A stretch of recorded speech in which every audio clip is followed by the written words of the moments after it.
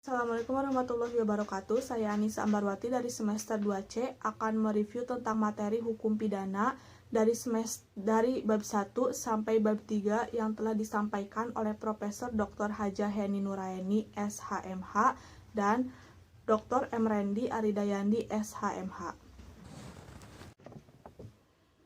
Bab 1. Pengertian hukum pidana. Hukum pidana atau Strafrecht merupakan hukum publik, yaitu mengatur hubungan hukum antara individu atau perseorangan dengan negara.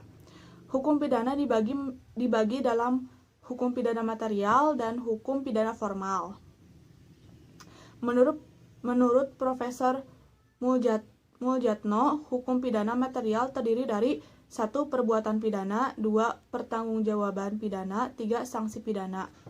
Fungsi hukum pidana ada 2, yaitu fungsi umum dan fungsi khusus.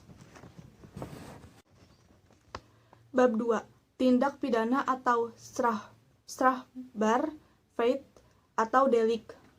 Istilah. Lebih banyak dipergunakan istilah tindak pidana dibanding perbuatan pidana, peristiwa pidana, pelanggaran pidana, dan lain-lain. Pengertian tindak pidana merupakan pengertian yuridis yang berbeda dan istilah kejahatan atau perbuatan jahat. Unsur-unsur tindak pidana yaitu ada 2, unsur objektif dan unsur subjektif.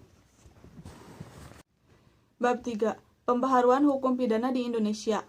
Sejarah berlakunya KUHP di Indonesia berasal dari WVS Belanda pasal 75 RRJO pasal 131 IS sejak 1 Januari 1918. Berubah menjadi WVSNI selanjutnya melalui Undang-Undang Nomor 1 Tahun 1946. WVSNI berubah menjadi KUHP. Alasan diadakan pembaharuan KUHP yaitu karena alasan politis, sosiologis, praktis, dan adaptif. Cara-cara melakukan pembaharuan KUHP yaitu 1. Kriminalisasi, 2. Dekriminalisasi, 3. Rekriminalisasi, 4. Depenalisasi, 5. Mitigering. Metode pembaharuan KUHP yaitu 1. Evolusi atau evolusionis, 2. Kompromis, 3. Global. Periodisasi pembaharuan KUHP secara kronologis, perubahan, penambahan, dan pembaharuan undang-undang hukum pidana telah dilakukan terhadap beberapa peraturan atau undang-undang.